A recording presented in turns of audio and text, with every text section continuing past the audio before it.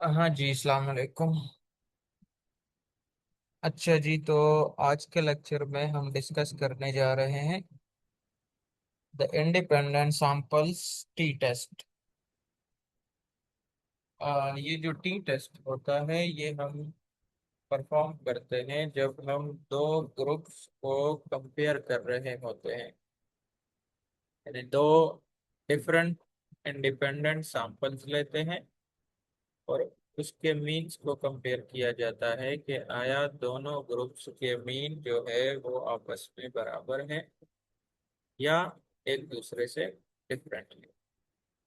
ठीक है, तो हम देखेंगे कि एसपीएसएस के अंदर हम इसको कैसे परफॉर्म करते हैं। कुछ एग्जांपल्स यहाँ पे लिखे हुए हैं अंडरस्टैंडिंग के लिए। लिखा हुआ है the independent samples t test is used to compare the means of two independent groups. जैसे फॉर एग्जांपल लिखा है कि do males and females have different blood pressures. ये जो ब्लड प्रेशर है, आया ये मेल और फीमेल के अंदर दोनों में सेम टाइप का होता है या इसमें कोई ना कोई फर्क होता है।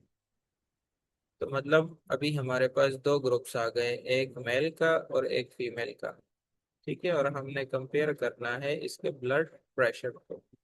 तो जब भी हमारे पास इस तरह के दो ग्रुप्स आ जाए और दो ग्रुप्स की कंपैरिजन करनी हो तो उसके लिए independent samples t test use होता है। या दूसरी एग्जांपल लिखी है कि two students from two different departments perform differently. दो डिफरेंट डिपार्टमेंट्स को हमने लिया हुआ है और उसकी परफॉर्मेंस को चेक किया जा रहा है। ठीक है, लिखा है do smokers and non smokers differ in lungs capacity. तो लंग कैपेसिटी में हमने दो ग्रुप्स लिए हैं और उसकी कंपैरिजन हो रही है। तो इस तरह की सिचुएशंस जब बनती है जब दो ग्रुप्स हो और दो ग्रुप्स के मीन्स को कंपेयर करना हो तो independent samples t test use होता है। अब आते हैं एसपीएसएस की शीट की तरफ। एक डेटा है हमारे पास जिसके अंदर डिफरेंट वेरिएबल्स है। एक वेरिएबल है जेंडर के नाम से। जेंडर के अंदर दो ग्रुप्स है, मेल और फीमेल का। और यहाँ पे एक वेरिएबल लिया हुआ है हमने स्टूडेंट परफॉर्मेंस का। ये डिफरेंट वेरिएबल्स है यहाँ पे। अगर आप गौर करो पिछली जितनी भी हमारी वीडियोस है उसमें हम एक मॉडल को लेके जा रहे हैं आगे साथ साथ, ताकि हम क्वेश्चन ईयर्स की एनालिसिस भी सीखे साथ साथ। और उसके अंदर अगर let suppose different tests apply करने हो तो फिर किस तरीके से हम उसको अप्लाई कर सकते हैं।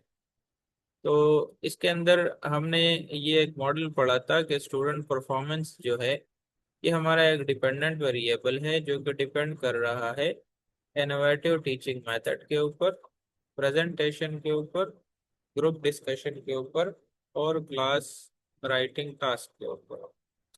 अभी फिलहाल चूंकि हम समझना चाह रहे हैं इंडिपेंडेंट सैंपल्स टी टेस्ट को जिसमें दो ग्रुप्स होते हैं और दो ग्रुप्स के मीन्स को कंपेयर किया जा रहा है। तो अभी हम अपने टेस्ट के लिए यहाँ से जो सेलेक्ट करेंगे, एक वेरिएबल सेलेक्ट करते हैं जेंडर के नाम से जिसमें दो ग्रुप्स है, और एक वेरिएबल सेलेक्ट करते हैं स्टूडेंट परफॉर्मेंस को। और हम ये देखना चाह रहे हैं कि is there is a difference between the performance in student performance between male and females. यानी कि दो ग्रुप है और दो ग्रुप्स के मीन की परफॉर्मेंस को चेक किया जा रहा है। ठीक है, आपने गौर ये करना है कि इसके अंदर एक कैटेगोरिकल वेरिएबल है जो कि जेंडर है। इसको कहते हैं इंडिपेंडेंट वेरिएबल जिसमें दो कैटेगरीज होंगी। यानी कि इस टेस्ट को परफॉर्म करने के लिए एक डिपेंडेंट वेरिएबल होगा और वो डिपेंडेंट वेरिएबल कंटिन्यूस वेरिएबल होगा यानी स्केल वेरिएबल होगा। और जो इंडिपेंडेंट वेरिएबल होगा उसके अंदर दो ग्रुप्स होंगे। ठीक है, दो ग्रुप्स लेने हैं। अगर दो से ज्यादा करेंगे ग्रुप्स को तो फिर इंडिपेंडेंट टी टेस्ट जो है वो अप्लाई नहीं होगा। उसके ऊपर अनोवा अप्लाई होगा, वो हम फर्दर जाके नेक्स्ट उसमें सेशन में डिस्कस करेंगे। अब ये जो स्टूडेंट परफॉर्मेंस वाला है, इसकी एजम्पशन में आपने देखना है ये independent sample T test apply तब होगा जब ये स्केल वेरिएबल नॉर्मल होगा।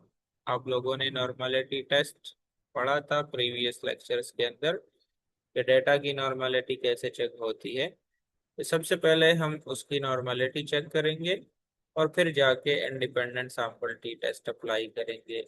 अगर ये कंटिन्यूस वेरिएबल जो स्केल वेरिएबल है ये नॉर्मल ना हुआ तो हम इसके ऊपर independent sample T test apply नहीं कर सकते।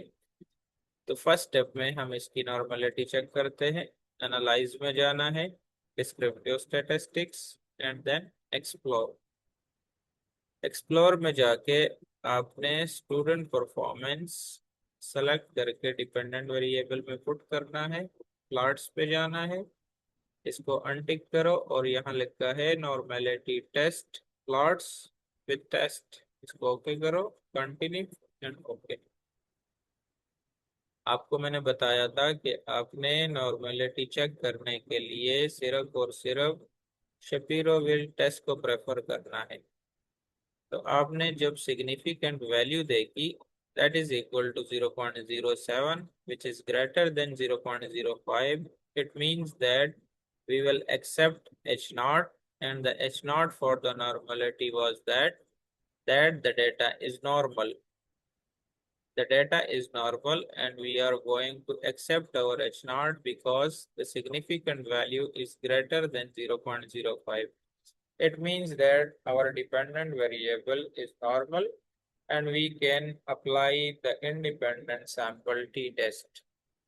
ठीक है, तो अब जाके हम independent sample T test apply करने जा रहे हैं।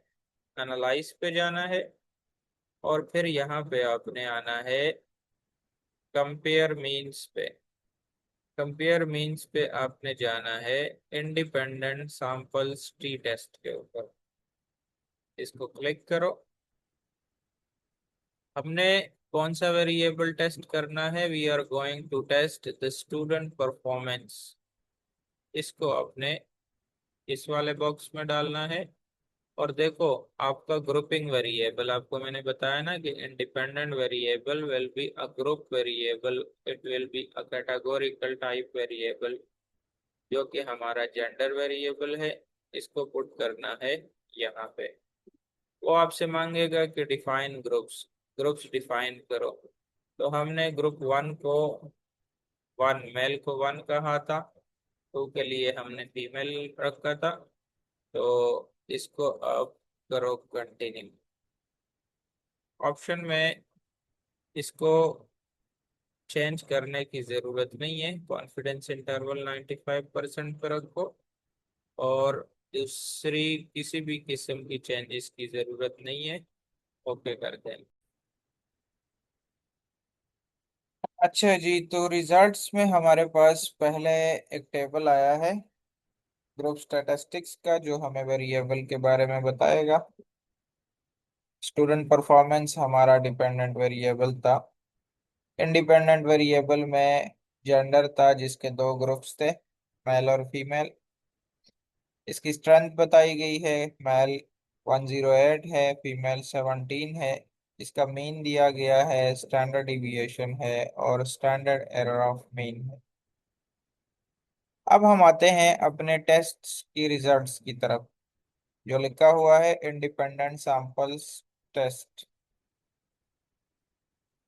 बिल्कुल स्टार्ट में हमें नजर आ रहा है स्टूडेंट परफॉर्मेंस, और उसके साथ उसके सामने लिखा हुआ है इक्वल वेरिएंसेस एज्यूम, और दूसरा लिखा है इक्वल वेरिएंसेस नॉट एज्यूम। इसका क्या मतलब है? देखो, पहले जब हम टेस्ट स्टार्ट कर रहे थे तो हमने कहा कि जो डिपेंडेंट वेरिएबल होगा student performance, that should be normal. हमने उसको टेस्ट किया, वो नॉर्मल था। तो दो ग्रुप्स थे, हमने उसके ऊपर independent sample T test apply किया क्योंकि एजम्पशन फुलफिल हो रही थी। अगर वो नॉर्मल ना होता फिर हम नॉन पैरामेट्रिक टेस्ट की तरफ मूव करते, लेकिन बहरहाल उसको हम बाद में डिस्कस करेंगे। अभी चूंकि हमारा डेटा नॉर्मल था, इसलिए हमने उसके ऊपर टी टेस्ट लगा दिया। लेकिन यहाँ पे एक और एजम्पशन भी देखी जाती है, जिसमें हम एज्यूम करते हैं कि the variances should be normal across the groups. के वेरिएंसेस जो है वो भी नॉर्मल, वो भी इक्वल होने चाहिए, यानी कि दोनों ग्रुप्स के अंदर जो वेरिएंसेस है वो इक्वल हो। उसको भी टेस्ट किया जाता है, और उसको टेस्ट किया जाता है, यहाँ पे लिखा हुआ है एक नाम, Levene's test for equality of variances के नाम से। ये जो लिविन्स टेस्ट है ये हमें बताएगा कि variances across the groups equal है या इक्वल नहीं है। तो इसका एच नॉट हमारा ऐसे बनेगा कि वेरिएंसेस और इक्वल, एच वन बनेगा वेरिएंसेस और नॉट इक्वल। तो इस वेरिएंसेस और इक्वल के लिए जो सिग्निफिकेंट वैल्यू हम देखेंगे, वो लिवेंस टेस्ट का सिग्निफिकेंट वैल्यू आ रहा है 0.123, विच इज ग्रेटर देन 0.05। तो अगर पी वैल्यू 0.05 से ग्रेटर होती है, then we will accept H naught. And accept होने का मतलब ये है कि वेरिएंसेस और इक्वल, तो ये वाली एजम्पशन भी फुलफिल हो रही है। अगर लेट सपोज ये सिग्निफिकेंट वैल्यू 0.05 से कम होती, तो फिर हम इसको एज्यूम करते इक्वल वेरिएंसेस नॉट एज्यूम। जब ये एक्सेप्ट होगा तो फर्स्ट रो के रिजल्ट कंसिडर होंगे, और अगर ये एच नॉट रिजेक्ट होता है तो फिर ये इक्वल वेरिएंसेस नॉट एज्यूम वाले रिजल्ट्स जो है वो कंसिडर होंगे for the interpretation of the independent sample T test. यहाँ पे हमने देखा कि एच नॉट वेरिएंसेस के लिए एक्सेप्ट हो रहा था, तो हम ये वाले रिजल्ट्स कंसिडर करेंगे। तो अब आते हैं, ये वाली एजम्पशन भी फुलफिल हो रही है, इसलिए हम फर्स्ट रो को कंसिडर कर रहे हैं। इंडिपेंडेंट सैंपल टी टेस्ट के रिजल्ट्स की तरफ आते हैं। टी टेस्ट की वैल्यू आ रही है, साथ में डिग्री ऑफ फ्रीडम। जब हम मैनुअल कैलकुलेशन करते हैं तो ये दो चीज़ें हमें मिलती है। वो मैं आप लोगों को लिंक दे दूंगा डिस्क्रिप्शन में, वहां से आपको मैनुअल कैलकुलेशंस की समझ आ जाएगी। आते हैं पी वैल्यू की तरफ। Significant value for the two tail test 0.310, which is also greater than 0.05। और जब ये 0.05 से ग्रेटर होती है तो हम एच नॉट को एक्सेप्ट करते हैं। इसका एच नॉट कैसे बनेगा? एच नॉट लिखा हुआ है, there is no significant difference between the performance of male and female. हम दोनों ग्रुप्स के लिए स्टूडेंट परफॉर्मेंस देख रहे थे कि आया is there any difference between the performance of male and female students. तो हमने चेक किया कि हमारा जो सिग्निफिकेंट वैल्यू है, this is greater than 0.05, which means that there is no significant difference between the performance of male and females, यानी कि H not accept हो रहा है।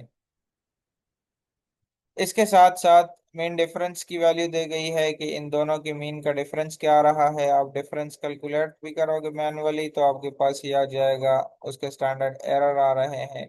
साथ में यहाँ पे एक और वैल्यू दी गई है, जो कि 95% कॉन्फिडेंस इंटरवल की वैल्यू है। अगर स्टूडेंट अपने टेस्ट के लिए यहाँ तक की बात रखे ना, तो भी ये इनफ है। इसके बेस पे भी आप अपने टेस्ट की इंटरप्रिटेशन लिख सकते हो। लेकिन अगर आप साथ में कॉन्फिडेंस इंटरवल की इंटरप्रिटेशन भी लिखो तो ये भी आपके लिए एक प्लस पॉइंट होगा, और अच्छी बात है कि आप इसको भी मेंशन कर दो। देखो, इस वाले टेस्ट में, इस वाले टेबल में तीन चीजें डिस्कस हो रही है। वैसे तो आपके लिए इनफ है ये वाली लिवेंस टेस्ट के रिजल्ट के इक्वल वेरिएंस इज एज्यूम, ये वाला यहाँ तक एक्सेप्ट हो रहा है या रिजेक्ट हो रहा है। और दूसरा, कंपैरिजन के लिए यहाँ तक के रिजल्ट्स, ये वैसे एनफ है। लेकिन अगर आप साथ में ये 95% कॉन्फिडेंस इंटरवल की वैल्यू की इंटरप्रिटेशन भी मिला दो तो बिल्कुल प्लस पॉइंट है। और ये भी बहुत इजी है, इसमें कोई परेशानी वाली बात नहीं है। आपने लिखना है, ये जो 95% कॉन्फिडेंस इंटरवल होता है ना, इंटरवल में दो वैल्यूज आती है, एक लोअर इंटरवल की वैल्यू यानी कि लोअर लिमिट, और एक अपर लिमिट की वैल्यू। बेसिकली इसका मतलब होता है कि जो हमारा ये तो चूंकि सैंपल डेटा होता है और हम इन्फरेंस ड्रा करते हैं about the population on the basis of this sample data. इसका मतलब होता है कि हमारा जो पॉपुलेशन डेटा होगा, उस पॉपुलेशन डेटा का के मीन का जो डिफरेंस होगा ना, वो इन दोनों इंटरवल के इन बिटवीन आएगा। यानी कि we are 95% confident that the true population mean of student performance will lie between these two values। ठीक हो गया। दूसरी बात यह है कि ये कॉन्फिडेंस इंटरवल इस सिग्निफिकेंट रिजल्ट को कैसे सपोर्ट करता है, कि अगर हम इंटरप्रिटेशन करें कॉन्फिडेंस इंटरवल की, तो how this will support to the significant value. H not इस सिग्निफिकेंट वैल्यू की बेस पे एक्सेप्ट हो रहा था, तो यहाँ पे कैसे पता चलेगा 95% कॉन्फिडेंस इंटरवल में ये कैसे सपोर्ट करेगा हमारे रिजल्ट्स को।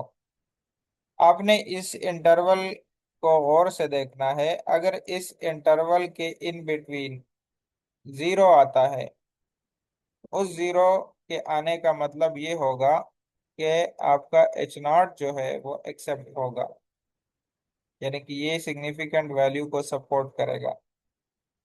अब इस पे आप और करो, ये वैल्यू है माइनस में, -0.5, और ये वाली वैल्यू है प्लस में। तो अगर एक साइड पे माइनस की वैल्यू हो, एक साइड पे प्लस की वैल्यू हो, तो अंडरस्टूड सी बात है कि बीच में जीरो भी आएगा। तो अगर बीच में जीरो आ रहा है तो it will support your result of this, और इसका मतलब होगा कि एच नॉट आपका एक्सेप्ट हो जाएगा। अगर लेट सपोज इन दोनों वैल्यूज के इन बिटवीन जीरो नहीं आता, तो फिर एच नॉट रिजेक्ट होगा, और फिर ये सिग्निफिकेंट वैल्यू भी 0.05 से कम होगी, यानी 0.02 हो सकती है, 0.000 हो सकती है। आसान अल्फाज में ऐसे समझा दूं कि जैसे फॉर एग्जांपल एक इंटरवल अगर हम लिख के यहाँ पे, मैं लिखता हूँ 1 से लेके 4 तक, और एक दूसरा इंटरवल में लिखता हूँ -1 से लेके 3 तक। तो इस वाले इंटरवल को अगर मैं इंटरप्रेट करूं तो ऐसे लिखूंगा ना, -1, 0, 1, 2 एंड 3। ठीक है। बहरहाल ये तो ओपन इंटरवल है, खैर इसमें -1 और 3 नहीं आएगा, इसको मैं इंक्लूड नहीं करता बीच में। इस वाले को लिखूंगा तो ये यहाँ पे आ जाएगा 2 और 3। अब देखो 1 और 4, इसके अंदर जीरो नहीं आ रहा क्योंकि 1 और 4 है। यहाँ पे आप देखो -1 और 3 है, तो -1 और 3 के इन बिटवीन जो वैल्यूज आ रही है वो 0, 1, 2, 3 है। तो इस वाले इंटरवल में जीरो आ रहा है और इस वाले इंटरवल में जीरो नहीं आ रहा। तो हमारा यहाँ पे जो रिजल्ट आया है वो एक माइनस में है, एक प्लस में है। तो इसका मतलब ये है इसमें जीरो आ रहा है, तो it will support your result of significant value, and it means that the H naught will be accepted in this case, which means that there is no significant difference between the student performance of male and female। तो इस तरीके से आप इसको interpret कर सकते हो। Lecture को अगर हम कंक्लूड करें तो चार चीजों का ख्याल रखना है। एक स्केल वेरिएबल होगा डिपेंडेंट वेरिएबल, और इंडिपेंडेंट वेरिएबल कैटेगोरिकल टाइप होगा, जिसमें दो ग्रुप्स होंगे। दो ग्रुप्स होते हैं तो independent sample T test apply करोगे। अगर दो से ज्यादा ग्रुप होते हैं फिर उसके ऊपर अनोवा लगता है, वो बाद में डिस्कस होगा। दूसरे स्टेप पे आपने जो स्केल वेरिएबल है, जो डिपेंडेंट वेरिएबल है, उसकी नॉर्मलिटी चेक करनी है थ्रू शपीरो विल्क टेस्ट। अगर डेटा नॉर्मल हुआ, स्केल वेरिएबल नॉर्मल हुआ, तो इंडिपेंडेंट सैंपल टी टेस्ट लगाओगे। तीसरे स्टेप में लेवेंस टेस्ट को चेक करना है कि एक वेरिएंसेस इक्वल है या इक्वल नहीं है। अगर इक्वल है, यहाँ से पता चल जाएगा 0.05 से ग्रेटर हुआ तो इक्वल है, एच नॉट एक्सेप्ट हो जाएगा। अगर इक्वल है तो फर्स्ट रो के रिजल्ट्स कंसिडर होने हैं। अगर इक्वल नहीं है, ये सिग्निफिकेंट वैल्यू 0.05 से कम हुई, एच नॉट रिजेक्ट होगा। रिजेक्ट होने का मतलब ये है कि आपने ये सेकंड रो के रिजल्ट्स कंसिडर करने हैं। ठीक है। फोर्थ स्टेप, फोर्थ स्टेप में आपने ये करना है कि जो आपके टेस्ट का रिजल्ट है, जो ये सिग्निफिकेंट वैल्यू है, इसको चेक करना है कि आया इसकी बेस पे एच नॉट एक्सेप्ट हो रहा है या रिजेक्ट हो रहा है। जैसे आप लोगों ने अपने टेस्ट के लिए एच नॉट और एच वन बनाया होगा, जैसे अभी हमने ये डिस्कस किया। ठीक है। और इसके साथ साथ आपने एडिशनली ये जो 95% कॉन्फिडेंस इंटरवल की वैल्यू है, इसको भी साथ में देखना है। और ये आपके रिजल्ट्स को सपोर्ट करेगा। अगर बीच में ज़ीरो आता है तो एच नॉट एक्सेप्ट होगा। अगर बीच में ज़ीरो नहीं आता तो एच नॉट रिजेक्ट होता है। और दूसरी बात यह है कि ये जो इंटरवल आता है ना, ये बेसिकली हमें बताता है कि जो पॉपुलेशन डेटा है उसका जो मीन होगा दोनों ग्रुप्स के डिफरेंस का, जो वैल्यू आएगी वो इस इन दोनों वैल्यूज के इन बिटवीन होगी। तो ये चीजें आप लोगों ने अपनी इंटरप्रिटेशन के अंदर कंसिडर करनी है। और इसी बेस पे आपने इस टेबल की इंटरप्रिटेशन लिखनी है। ठीक हो गया। आई होप कि ये चंद चीजें आपको समझ में आ गई होगी। और इसके बाद एक दूसरा टेस्ट आता है जिसको हम पेयर्ड सैंपल टी टेस्ट बोलते हैं। इंशाल्लाह फिर नेक्स्ट लेक्चर में डिस्कस करेंगे। Thank you.